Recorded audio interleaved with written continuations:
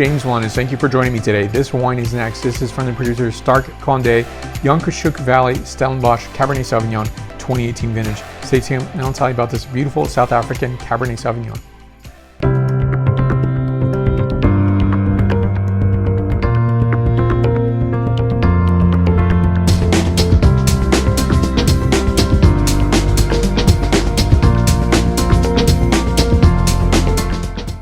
So South Africa has fantastic climate for beautiful vinifera fruit, and I think this wine is just so handsome and remarkable and gorgeous, and something I think is absolutely well done. And I think it's important to think about these wines. I like to calibrate in how people think about Cabernet Sauvignon. Sometimes I think people are thinking the most expensive Cabernet Sauvignons are the only ones to buy, and I think let's calibrate that in terms of can everyone afford a $150 bottle of Cabernet Sauvignon every week? Probably some people can, but not everyone can do so. So I think I like to calibrate when I think about Cabernet Sauvignon because it's often thought of as being the noble red wine to be tasting and the one to serve at very special meals and occasions, and one where I think a lot of people are expecting to spend a lot of money for Cabernet Sauvignon in order for it to be good. That's not true. And that's not necessarily put down expensive bottles of Cabernet Sauvignon. It's to calibrate and be okay with the purchase you're making. And that your purchase that you're making of a Cabernet Sauvignon is one where you can spend, say this wine is $27.99 suggested retail price point. It's an excellent find and it's something to enjoy on a weekly basis, right? You can enjoy this with your family on a Saturday evening dinner and find great satisfaction in the wine you're tasting. That's really the important feature here.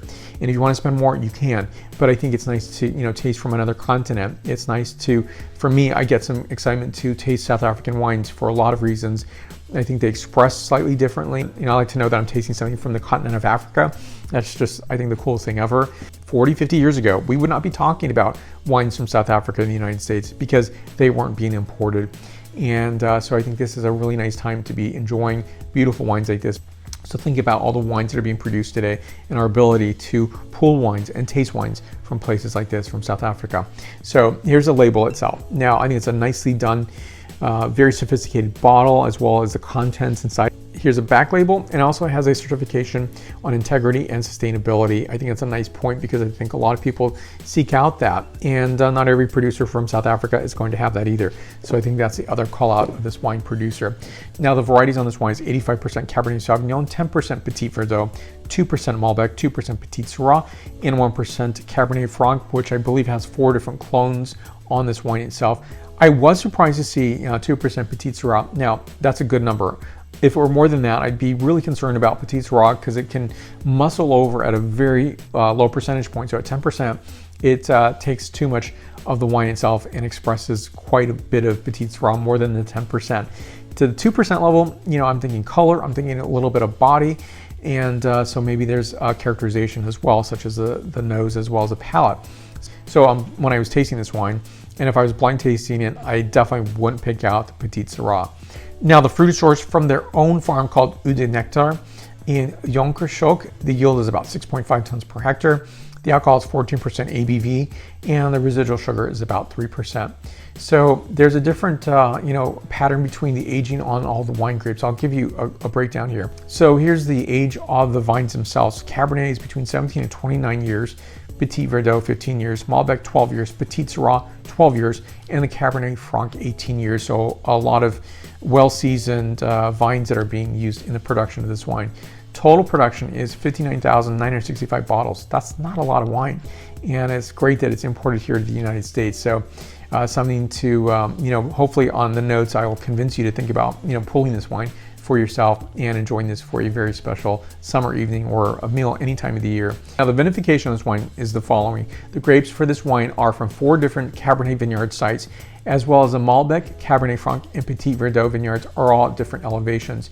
Now the soil composition is decomposed granite. That will vary from each location, each vineyard site that they do select their fruit from. Now the Cabernet Franc were picked in late February, the Malbec in early March, and the Cabernet Sauvignon, Petit Verdot, and Petit Syrah were harvested in mid-March. Now after being cold soaked for a couple of days, the juice underwent fermentation with natural yeast for 10 days on the skins. So the fermentation were then punched down every 4 hours for the first half of the fermentation and 6 to 8 hours until dry.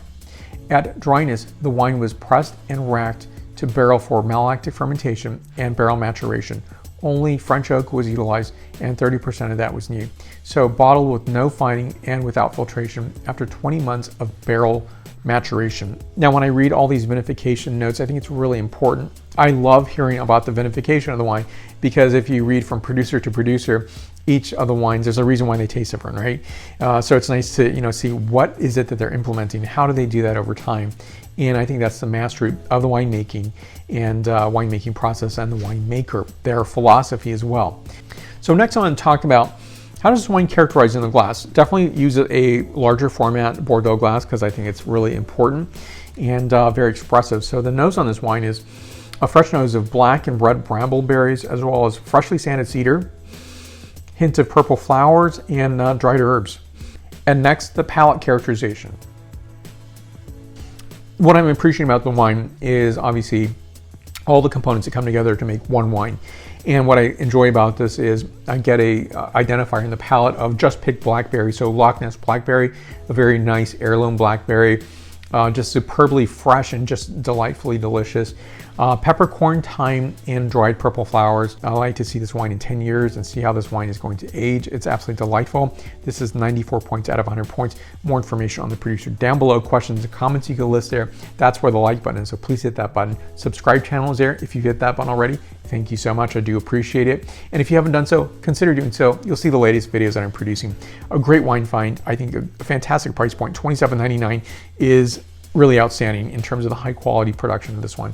Thank you for watching. I will see you in the next video, and stay tuned for more. Between videos, you'll find me on Facebook, Twitter, Instagram, LinkedIn, and WordPress. Stay tuned for more. Santé.